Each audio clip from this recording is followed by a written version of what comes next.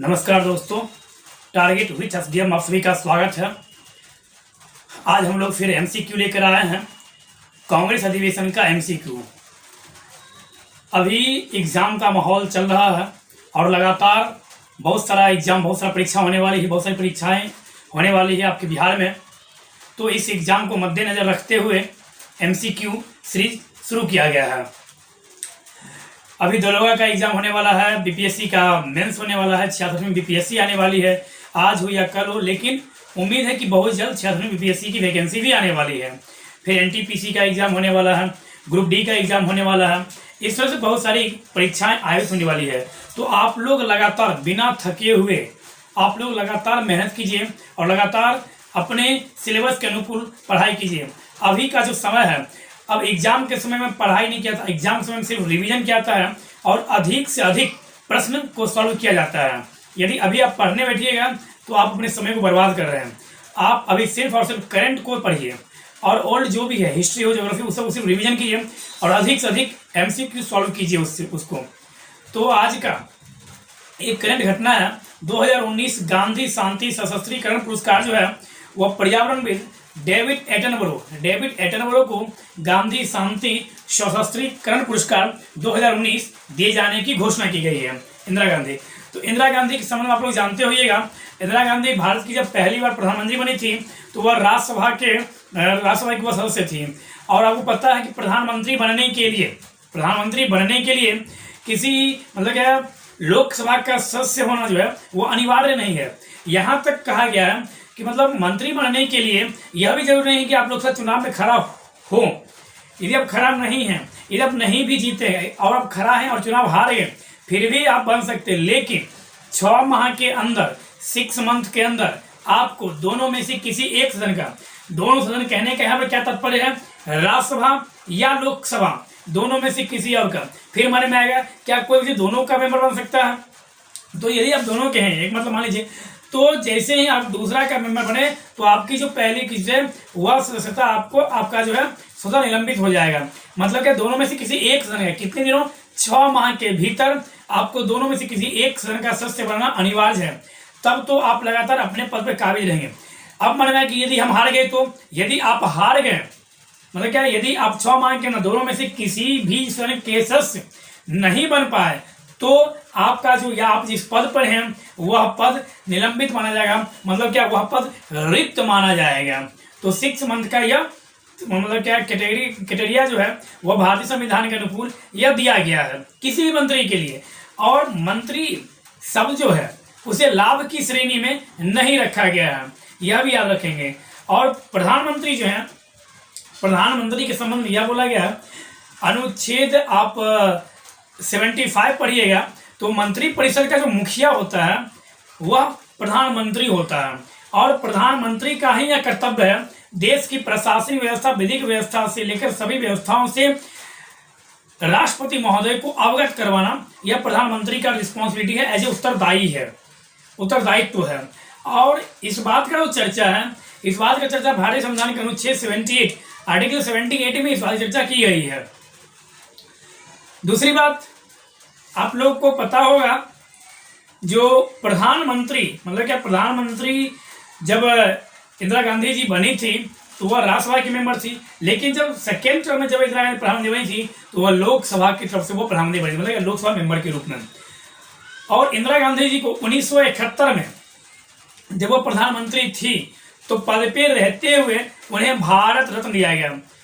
तो इंदिरा गांधी जी को भारत रत्न कब दिया गया, 1971 में इंदिरा गांधी को भारत रत्न दिया गया, यह भी याद रखेंगे। और 1975 में इंदिरा गांधी जी के कार्यकाल में ही 2 बार, 71 और 75 में 2 बार, मतलब क्या 75 में जो इमरजेंसी लगा था, उस इमरजेंसी को लगाने का जो रीजन है, कारण जो है, इंदिरा गांधी जी के द्वारा यह दिया गया कि आंतरिक अशांति के कारण इमरजेंसी लगाने की घोषणा की जा रही है। जेपी आंदोलन हो रहा था उसमें, जयप्रकाश नारायण के द्वारा। तो 42 अमेंडमेंट करके इंदिरा गांधी जी के द्वारा संविधान में बहुत सारा परिवर्तन किया गया और प्रस्तावना में समाजवादी, अखंडता और पंथनिरपेक्ष यह शब्द भी जोड़ा गया भारतीय संविधान के प्रस्तावना में। 42 अमेंडमेंट को मिनी कॉन्स्टिट्यूशन भी कहा जाता है। क्योंकि बहुत सारा परिवर्तन 42 अमेंडमेंट तक किया गया, न्यायपालिका से उसका अधिकार छीन लिया गया। तो इनके बाद जब इंदिरा गांधी की मृत्यु हुई, मतलब कि इनका जब निधन हुआ, इनके निधन के बाद जब इनका सरकार मतलब क्या 1977 में इमरजेंसी काल इनकी सरकार गिर गई और 77-78 में मोरारजी जनता पार्टी की अध्यक्षता में या जनता पार्टी के नेतृत्व में मोरारजी देसाई को प्रधानमंत्री बनाया गया और उनके द्वारा 44 अमेंडमेंट लाकर इंदिरा गांधी जी के द्वारा जो आमूल चूल परिवर्तन किया गया था संविधान में, उसे फिर से पुनः स्थापित किया। मतलब क्या, उस बात को हटाकर जो पहले था उस बात को संविधान में रखा गया। जैसे इंदिरा गांधी जी के द्वारा 42 अमेंडमेंट के तहत लोकसभा व विधानसभा कार्यकाल 5 वर्ष से बढ़ाकर 6 वर्ष कर दिया गया, लेकिन 44 अमेंडमेंट के तहत फिर लोकसभा और वह विधानसभा कार्यकाल 6 वर्ष से घटाकर फिर पुनः 5 वर्ष करेगा। जो उनके द्वारा न्यायपालिका से जो अधिकार छीन लिया गया, उस अधिकार को पुनः फिर वापस कर दिया गया। तो ये सारी बातें आमूलचूल परिवर्तन जो किया गया तो उसे किया गया। इंदिरा गांधी शांति पुरस्कार की जो घोषणा है यह मतलब 2019 के लिए 2020 में दिया जा रहा है और इस पुरस्कार का जो घोषणा है 1986 से किया जा रहा है। तो इस बात को हम देखेंगे। आज का हम लोग पहला क्वेश्चन देखते हैं। आज का पहला प्रश्न है, कांग्रेस के नरम दल के नेताओं की मतलब क्या कांग्रेस के नरम दल के नेताओं की आंदोलन की पद्धति क्या थी? प्रश्न यह है। ऑप्शन सुन लीजिए। ऑप्शन फर्स्ट है असहयोग, ऑप्शन सेकंड है जो मतलब क्या हम भीख नहीं मांगेंगे, हमें अधिकार चाहिए, मतलब क्या हम लड़के लेंगे। ऑप्शन थर्ड है अनुकूल प्रविघटन और ऑप्शन फोर्थ है अविधेयक। यह जो प्रश्न है यह 2008 में बीपीएससी प्री में पूछा गया था। तो इसका जो आंसर है, इसका आंसर जो है वह ऑप्शन बी, मतलब क्या कांग्रेस के जो गरम दल थे, गरम दल का मांग यह था कि जो हमें भीख नहीं मांगना है, हमें छीन कर लेना है। जबकि नरम दल का उद्देश्य क्या था कि हमें प्रतिवेदन के द्वारा मतलब पत्र के द्वारा हड़ताल करके मांगे करके मतलब क्या धीरे धीरे, जिसे इतिहास में बोला गया है राजमा बंद आंदोलन के तहत अंग्रेजों से नरम दल को भारत की मुक्ति चाहिए। अब हम देखते हैं दूसरा प्रश्न। तो इसका आंसर हो गया यह। अब हम देखते हैं दूसरा प्रश्न क्या है। दूसरा प्रश्न बोल रहा है, भारतीय राष्ट्रीय कांग्रेस के 1924 के अधिवेशन में महात्मा गांधी द्वारा मात्र एक बार अध्यक्षता की गई, यह अधिवेशन कहाँ हुआ? ऑप्शन फर्स्ट गया, option second Amritsar, option third Belgaum, option fourth Kanpur. तो इसका आंसर होगा option number third Belgaum. Belgaum मतलब क्या? कर्नाटक। बेलगांव मतलब कर्नाटक। आप लोग को पता होगा बेलगांव कहाँ, तो कर्नाटक में। 1924 में जो अधिवेशन हुआ उस अधिवेशन की अध्यक्षता एमजी मतलब कि महात्मा गांधी जी के द्वारा किया गया। यह अधिवेशन कर्नाटक में हुआ। कर्नाटक मतलब बेलगांव में हुआ। बीएस येदियुरप्पा यहाँ के क्या हैं, तो कर्नाटक बीएस येदियुरप्पा कर्नाटक के मुख्यमंत्री हैं। यह भी आप लोग याद रखेंगे। दूसरी बात, आप लोग बैजूभाई बाला को भी याद रखेंगे, जो यहाँ के क्या हैं, तो बैजूभाई बाला कर्नाटक के क्या हैं, तो वो यहाँ के राज्यपाल हैं। महात्मा गांधी से आप लोग याद रखिएगा, कांग्रेस का एकमात्र अधिवेशन 1924 बेलगांव अधिवेशन, जिसमें गांधी जी के द्वारा क्या किया गया, तो अध्यक्षता की गई। महात्मा गांधी जी के द्वारा Harijan My Experiment with Truth Young India नामक ग्रंथ या पुस्तक या पत्रिका का रचना किया गया है। महात्मा गांधी के द्वारा पहली बार भारत में जब पूछे तो भारत में पहली बार 1917 में सत्याग्रह शब्द का प्रयोग किया गया।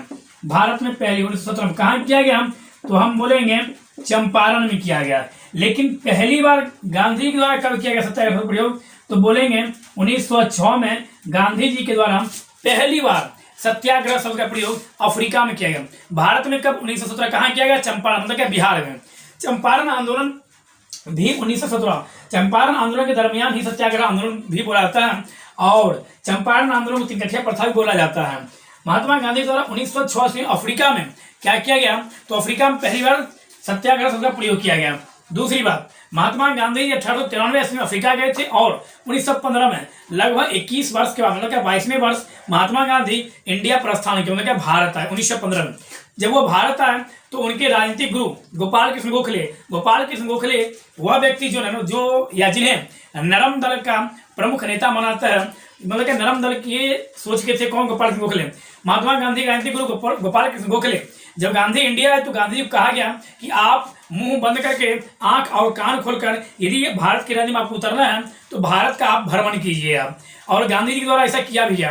1916 4 फरवरी 1916 ईस्वी को BHU बनारस हिंदू यूनिवर्सिटी मतलब BHU की स्थापना का जो शिलान्यास हुआ 4 फरवरी 1916 ईस्वी को, उस शिलान्यास समारोह में गांधी जी के द्वारा पहली बार जन भाषण दिया गया। तो जब आपसे एग्जाम पूछे कि गांधी जी के द्वारा पहली बार जन मतलब क्या लोगों को कब संबोधित किया गया, तो ऑप्शन देगा 1916, 1917, 1918, 1920। तो हम लोग लगाएंगे 1916 BHU के शिलान्यास के समय।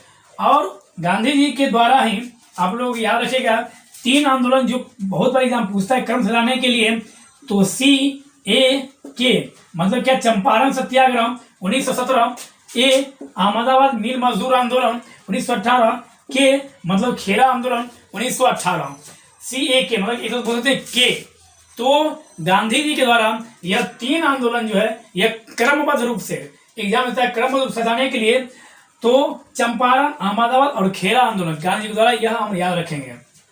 गांधी जी का जो निजी सचिव था वह था महादेव देसाई, यह भी याद रखेंगे। गांधी जी के निजी सचिव महादेव देसाई। महात्मा गांधी जी को महात्मा की उपाधि किसने दिया था? तो महात्मा की उपाधि रविंद्रनाथ टैगोर जी के द्वारा दिया गया।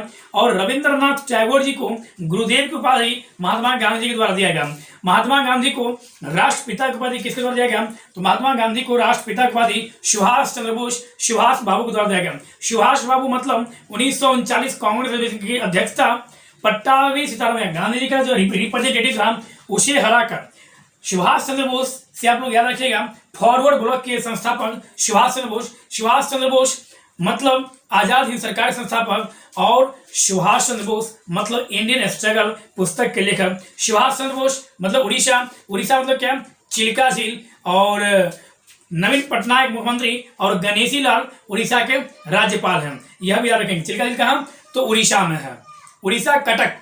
और राष्ट्रीय चावल अनुसंधान संस्थान का है? तो राष्ट्रीय चावल अनुसंधान संस्थान भी कटक उड़ीसा में है। तो यह हम लोग इस प्रश्न से हम लोग देखते हैं। दूसरा प्रश्न देखते हैं, दूसरा प्रश्न क्या बोल रहा है? दूसरा प्रश्न बोल रहा है आपको भारतीय राष्ट्रीय कांग्रेस का एकमात्र अधिवेशन जिसकी अध्यक्षता महात्मा गांधी द्वारा किया गया। तो आप लोग समझ ही गए 1924 बेलगांव अधिवेशन कर्नाटक। नेक्स्ट प्रश्न बोल रहा है सूची 1 को सूची 2 से मिलान कीजिए। अब सुनिए, यहां बोला जा रहा है अबुल कलाम आजाद, ए उनके सामने लिखा हुआ अमृतसर 1919। ऑप्शन सेकंड है सरोजिनी नायडू, उनके सामने लिखा हुआ मुंबई 1934। मोतीलाल नेहरू सामने लिखा हुआ कानपुर 1925। अब देखिए इसको समझने के लिए कैसे करना है। देखिए क्वेश्चन क्या बोल रहा है, अबुल कलाम आजाद के सामने अमृतसर 1919, सरोजिनी नायडू बॉम्बे 1934, मोतीलाल नेहरू कानपुर 1925, डॉक्टर राजेंद्र प्रसाद 1940 रामगढ़। इसको मिलान करना है। तो देखिए अब इसका मिलान कैसे होगा। अबुल कलाम आजाद 1940 रामगढ़ मतलब क्या? पहला का 1 का 4, क्लियर। तो यहां पर हम लिख देते हैं 1940। दूसरा देखिए सरोजिनी नायडू, सरोजिनी नायडू भारत की राष्ट्रीय कांग्रेस की प्रथम भारतीय महिला अध्यक्ष, कानपुर अधिवेशन 1925। तो सरोजिनी नायडू 1925। अब बचा मोतीलाल नेहरू, मोतीलाल नेहरू अमृतसर अधिवेशन 1919, मोतीलाल नेहरू अमृतसर अधिवेशन 1919। डॉक्टर राजेंद्र बाबू, राजेंद्र बाबू मतलब बम्बई 1934। तो ये समझ गए आप लोग। अबुल कलाम आजाद रामगढ़ 1940, सरोजिनी नायडू कानपुर 1925, मोतीलाल नेहरू अमृतसर 1919, राजेंद्र बाबू बम्बई 1934। अबुल कलाम आजाद कांग्रेस के सबसे युवा अध्यक्ष बनने वाले व्यक्ति APJ अब्दुल कलाम नहीं, वो अलग व्यक्ति थे, यह अलग व्यक्ति हैं अबुल कलाम, और वो थे अब्दुल कलाम। अबुल कलाम आजाद सबसे युवा अध्यक्ष और कांग्रेस के सबसे लंबा समय तक रहने वाला अध्यक्ष अबुल कलाम आजाद। दूसरी बात अमृतसर, अमृतसर से आप लोग को याद होगा जालियांवाला बाग हत्याकांड भी 1919 में ही हुई थी, जो अमृतसर 13 अप्रैल 1919 को अमृतसर में हुई थी। 1919 में ही खिलाफत आंदोलन का भी शुरुआत हुआ। 1919 में ही रॉलेट एक्ट आया। 1919 में ही मॉन्टेग्यू चेम्सफोर्ड सुधार अधिनियम भी 1919 में ही आया। यह भी हम लोग याद रखेंगे। अमृतसर की स्थापना सिकंदर लोदी के द्वारा 1504 ईस्वी में किया गया। यह आप लोग याद रखिएगा। नेक्स्ट देखिए, और अमृतसर में ही गोल्डन टेम्पल स्वर्ण मंदिर भी कहाँ है, तो वह भी अमृतसर में ही स्थित है। ये याद रखेंगे आप लोग। सरोजिनी नायडू कानपुर 1925। कानपुर भारत का सबसे बड़ा गंगा के तट पर स्थित शहर कानपुर। भारतीय दलहन शोध संस्थान कानपुर। सरोजिनी नायडू भारतीय राष्ट्रीय कांग्रेस की प्रथम भारतीय महिला अध्यक्ष सरोजिनी नायडू। 1925 में ही काकोरी कांड हुआ था, और काकोरी कांड करने वाले जो अभियुक्त थे या जो सदस्य थे वह कौन थे? HRA, हिंदुस्तान रिपब्लिकन एसोसिएशन, जिसकी स्थापना 1924 में सचिंद्रनाथ सान्याल के द्वारा किया गया। उसके सदस्य के द्वारा ही 1925 में ही 9 अगस्त 1925 को ही 8 अगस्त 1925 को ही काकोरी कांड किया गया। यह याद रखेंगे हम लोग। मोतीलाल नेहरू की अध्यक्षता में साइमन कमीशन के विरोध में 1928 में नेहरू कमेटी का गठन किया गया, और मई 1928 में मोतीलाल नेहरू जी के द्वारा पहली बार नेहरू रिपोर्ट भारतीयों द्वारा बनाया गया रिपोर्ट सौंपा गया। नेहरू रिपोर्ट मोतीलाल नेहरू द्वारा। मोतीलाल नेहरू 1928 कांग्रेस अधिवेशन की अध्यक्षता भी मोतीलाल नेहरू के थे। मोतीलाल नेहरू फादर थे जवाहरलाल नेहरू के, तो ये बात नहीं पूछी किसके कौन फादर थे। तो मोतीलाल नेहरू का संबंध अमृतसर से हो गया। डॉक्टर राजेंद्र बाबू बम्बई 1934। डॉक्टर राजेंद्र बाबू मतलब इंडिया डिवाइडेड से लेकर डॉक्टर राजेंद्र बाबू मतलब भारतीय राष्ट्रीय मतलब क्या संविधान सभा के अस्थायी अध्यक्ष डॉक्टर राजेंद्र बाबू। अंतरिम मंत्रिमंडल में खाद्य एवं कृषि मंत्री डॉक्टर राजेंद्र बाबू। भारत के पहले राष्ट्रपति डॉक्टर राजेंद्र बाबू। डॉक्टर राजेंद्र बाबू मतलब 1962 में डॉक्टर राजेंद्र बाबू को भारत रत्न दिया गया, जो इंडिया का सर्वोच्च नागरिक सम्मान होता है भारत रत्न। भारत रत्न की शुरुआत 1924। सबसे पहले पाने वाले व्यक्ति एस राधाकृष्णन, यह हम लोग याद रखेंगे। अटल बिहारी वाजपेयी जी को भी भारत रत्न मिल चुका है। मदन मोहन मालवीय जी को मरणोपरांत भारत रत्न मिल चुका है। तेंदुलकर जी को भी भारत रत्न मिल चुका है। बॉम्बे से कहने का मतलब है, बॉम्बे मतलब क्या? सॉल्सिट द्वीप पर बसा हुआ एक शहर है बॉम्बे में कांग्रेस की स्थापना मतलब कांग्रेस का प्रथम अधिवेशन कहाँ हुआ? बॉम्बे में। कब हुआ? 28 दिसंबर 1885 को। कुल कितना प्रतिनिधि भाग लिया? कुल 72 प्रतिनिधि इस अधिवेशन में भाग लिया। बॉम्बे, यह याद रखेंगे। महाराष्ट्र मतलब 1 मई 1960 महाराष्ट्र की स्थापना। बोरीवली राष्ट्रीय उद्यान महाराष्ट्र। पेंच राष्ट्रीय उद्यान Maharashtra. Tarapur atomic research centre Maharashtra. Bombay high Maharashtra. National school of drama के अध्यक्ष किन्हें बनाया गया? तो प्रेस रावल जी को।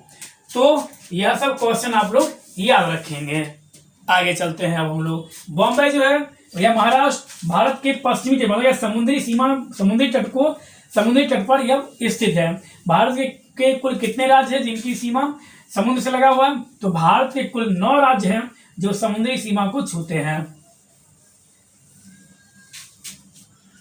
अब हम देखते हैं नेक्स्ट क्वेश्चन बोल रहा है, निम्नलिखित में से किस भारतीय राष्ट्रीय कांग्रेस के अधिवेशन में जवाहरलाल नेहरू ने समाजवाद को भारत की समस्याओं को हल करने की कुछ बताया?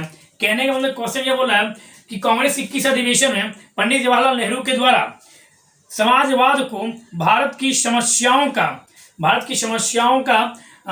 को हल करने के लिए एक मतलब क्या कुंजी बतलाया है? कौन? तो पंडित जवाहरलाल नेहरू। तो पहला ऑप्शन है लाहौर अधिवेशन, दूसरा ऑप्शन है लखनऊ अधिवेशन, तीसरा है इलाहाबाद अधिवेशन और चौथा है रामगढ़ अधिवेशन। तो यह याद रखेंगे हम लोग। लखनऊ ऑप्शन नंबर फर्स्ट लेते हैं हम लोग। सबसे पहला ऑप्शन क्या था? तो लाहौर। पहला ऑप्शन लाहौर से सुन लीजिए आप लोग, लाहौर मतलब रावी नदी के तट पर। लाहौर किस नदी के तट पर स्थित है? लाहौर रावी नदी के तट पर स्थित है। रावी नदी कहां से निकलती है? तो रोहतांग दर्रा से रावी नदी निकलती है, यह याद रखेंगे हम लोग। लाहौर अधिवेशन कांग्रेस 1929, पंडित जवाहरलाल नेहरू इसके अध्यक्ष थे। और पहली बार कांग्रेस के किस अधिवेशन में पूर्ण स्वराज की मांग की गई? तो पहली बार कांग्रेस के 1929 अधिवेशन में पूर्ण स्वराज की मांग की गई, जिसकी अध्यक्षता पंडित जवाहरलाल नेहरू जी के द्वारा किया गया। तीसरा ऑप्शन है इलाहाबाद अधिवेशन। तो आप लोग याद रखिएगा, इलाहाबाद, इलाहाबाद जो है, इलाहाबाद का वर्तमान नाम प्रयागराज कर दिया गया। प्रयागराज गंगा जमुना सरस्वती के संगम के तट पर स्थित है, यह आप लोग याद रखिएगा। प्लस आनंद भवन कहाँ है? तो वह भी इलाहाबाद में है। प्लस चंद्रशेखर आजाद जी जिस पार्क में अपने आप को गोली मारे थे, वह पार्क भी कहाँ है? तो वह भी है इलाहाबाद में, तो यह याद रखेंगे वो। दूसरी बात बोला लखनऊ, तो लखनऊ से सुन लीजिए जो इसका राइट आंसर, इसका आंसर क्या होगा? लखनऊ। लखनऊ में 1936 कांग्रेस के 1936 अधिवेशन लखनऊ में हुआ था। इस अधिवेशन में जवाहरलाल नेहरू जी द्वारा क्या बोला गया? तो यह बोला गया था कि समाजवाद को भारत की समस्याओं को हल करने की कुंजी बतलाया गया। उन्होंने कहा ऐसा कोई रास्ता नहीं दिखता है जो भारत के लोगों को गरीबी से, भूखमरी से, दुख दर्द से दूर करे। उसका एक ही रास्ता है, वह रास्ता क्या है? समाजवाद। किस अधिवेशन में? 1936। कहाँ? लखनऊ अधिवेशन। कौन था? लखनऊ सुन लीजिए। लखनऊ मतलब गोमती नदी के तट पर स्थित लखनऊ किस नदी तट पर स्थित है? लखनऊ गोमती नदी के तट पर स्थित है। लखनऊ मतलब नवाबों का शहर। लखनऊ किस नदी पर स्थित है? तो लखनऊ गोमती नदी पर स्थित है। लखनऊ मतलब नवाबों का शहर लखनऊ बुलाता है। लखनऊ उत्तर प्रदेश की राजधानी लखनऊ राष्ट्रीय विष अनुसंधान संस्थान लखनऊ, राष्ट्रीय औषधि अनुसंधान संस्थान लखनऊ। छोटा इमामबाड़ा कहाँ? लखनऊ। बड़ा इमामबाड़ा कहाँ?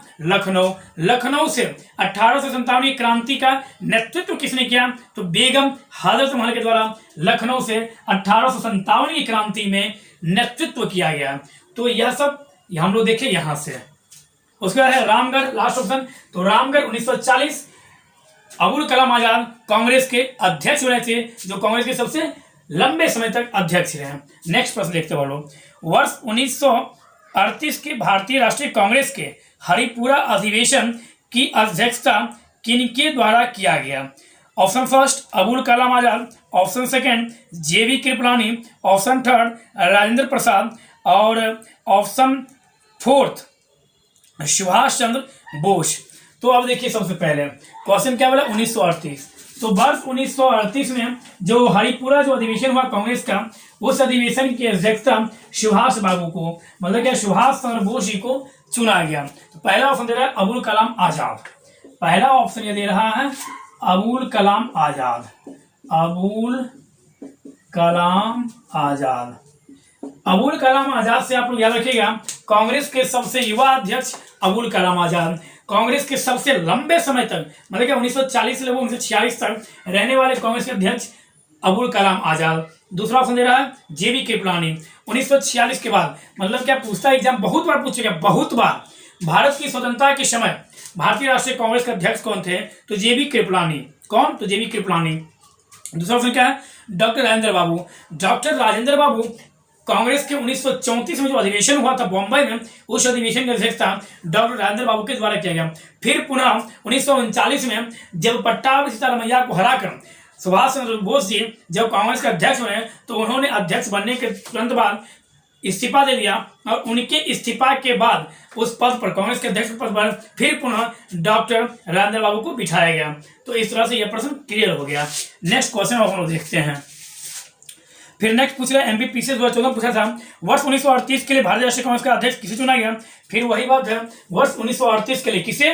तो सुभाष चंद्र बोस जी को। ऑप्शन दे रहा है जवाहरलाल नेहरू। जवाहरलाल नेहरू कांग्रेस के 3 बार अध्यक्ष, और जवाहरलाल नेहरू मतलब क्या जो एक तो से मुख्य काम है वह काम किया गया जवाहरलाल नेहरू जी के द्वारा पूर्ण स्वराज की मांग कांग्रेस के लाहौर अधिवेशन 1929 में। सेकंड ऑप्शन है अबुल कलाम आजाद। अब जो देखे थे थर्ड ऑप्शन है वल्लभ भाई पटेल। सरदार वल्लभ भाई पटेल के बारे में आप लोग पता होगा। वल्लभ भाई पटेल मतलब क्या, कांग्रेस के 1931 अधिवेशन, किस अधिवेशन में, 1931 अधिवेशन कराची में जो हुआ था, इस अधिवेशन में पहली बार FR की मांग की गई, फंडामेंटल राइट्स, मूल अधिकार की मांग 1931 कांग्रेस के कराची अधिवेशन में सरदार वल्लभ भाई पटेल के द्वारा फंडामेंटल राइट की मांग की गई। सरदार वल्लभ भाई पटेल आपको पता होगा बारदोली की महिलाओं की तरफ से पटेल जी को सरदार की उपाधि महात्मा गांधी जी के द्वारा दिया गया। स्टैच्यू ऑफ यूनिटी जो बनाया गया भारत सरकार के द्वारा, स्टैच्यू ऑफ यूनिटी जो दुनिया का सबसे ऊंचा मूर्ति है, तो बोल सकते हैं लगभग 182 मीटर। स्टैच्यू ऑफ यूनिटी जो है उसको मतलब क्या बोल सकते हैं, डिजाइनर कौन, तो Ram V Sutar. Statue of Unity design कौन है, तो रामबी सुतार। SCO संघाई जो है उसके जो मतलब एक तरह से धरोहर के रूप में जो शामिल होता है विश्व का, उसमें भारत के स्टैच्यू ऑफ यूनिटी को शामिल किया। उस तरफ एशिया के ही सिर्फ जो धरोहर उनको शामिल किया था, तो स्टैच्यू ऑफ यूनिटी को उसमें शामिल किया गया।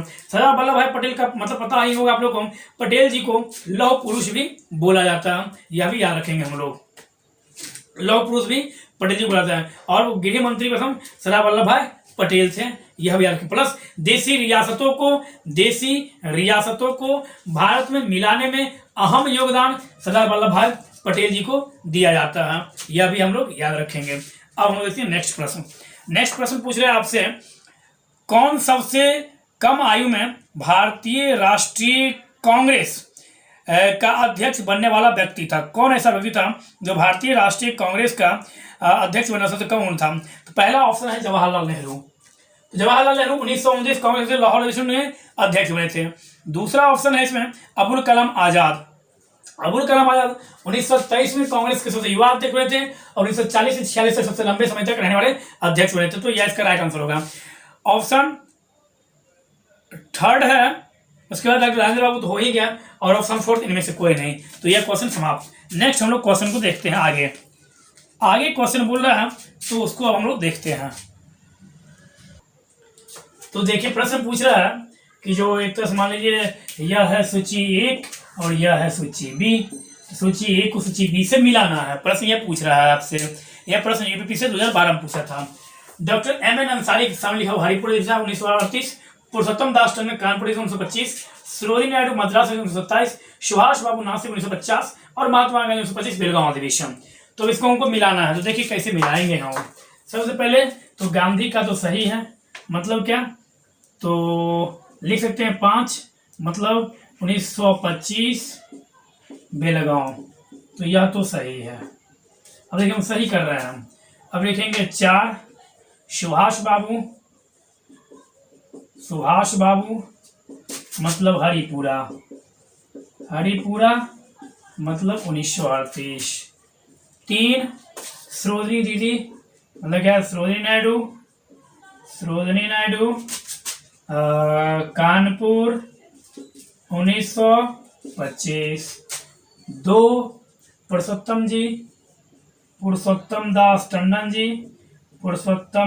टंडन मान लीजिए, तो पुरुषोत्तम दास टंडन तो नासिक 1950। और तीसरा है MN अंसारी, तो सीधा लिखिए अंसारी सर, तो अंसारी सर हो गए मद्रास 1927।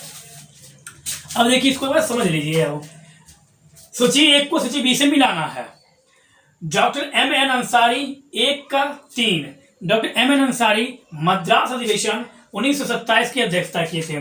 पुरुषोत्तम दास टंडन नासिक 1950, सरोजिनी नायडू कानपुर अधिवेशन 1925, सुभाष बाबू 1938 हरिपुरा अधिवेशन, महात्मा गांधी बेलगांव 1925। बेलगांव मतलब कर्नाटक, BS येदियुरप्पा, बैजूभाई वाला पंचमपाद परियोजना कहाँ है, कर्नाटक में। और उसके बाद तुंगभद्रा अभियान कहाँ है, कर्नाटक में। बांदीपुर अभियान कहाँ है, कर्नाटक में। सोमेश्वर अभियान कहाँ है, कर्नाटक में। भद्रा अभियान कहाँ है, कर्नाटक में। तो यह सब हम लोग कर्नाटक से थोड़ा सा याद रखेंगे। पंचम परियोजना कहाँ है? कर्नाटक में। और मालप्रभा परियोजना कहाँ है? तो वह भी है कर्नाटक में। नेक्स्ट अब हम लोग देखते हैं नेक्स्ट क्वेश्चन को।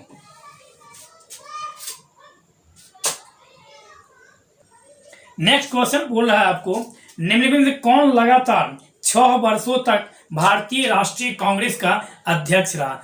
तो अबुल कलाम आजाद जो थे, हम पहले बता चुके हैं, 1940 से लेकर 1946 तक कांग्रेस के अध्यक्ष रहे। तो ऑप्शन सुन लीजिए। ऑप्शन फर्स्ट है जवाहरलाल नेहरू।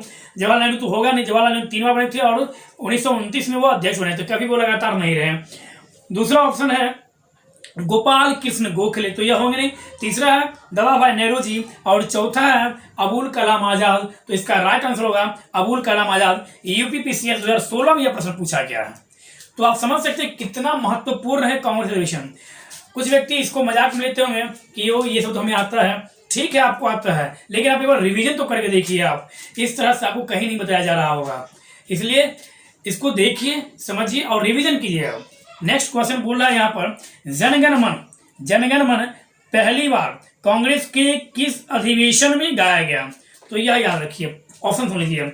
भारतीय राष्ट्रीय कांग्रेस अधिवेशन 1896। भारतीय राष्ट्रीय कांग्रेस अधिवेशन 1896 में पहली बार वंदे मातरम सुजलाम सुफलाम मलयजशीतलाम शीतलाम सस्य श्यामलाम, मतलब क्या वंदे मातरम गाया गया कांग्रेस के 1896 अधिवेशन में रहमतुल्लाह सयानी की अध्यक्षता में। वंदे मातरम का गायन समय है 65 सेकेंड।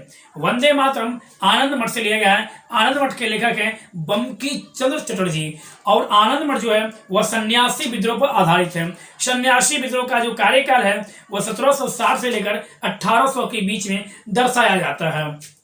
और देवी चतुरायन पुस्तक के लेखक भी बंकी चंद्र चटर्जी हैं। तो यह हम लोग याद रखेंगे। दूसरा ऑप्शन बोल रहा है भारतीय राष्ट्रीय कांग्रेस 1911। यस, भारतीय राष्ट्रीय कांग्रेस अधिवेशन 1911 जो कलकत्ता में हुआ था, पंडित विश्व नारायण धर इसकी अध्यक्षता किए थे।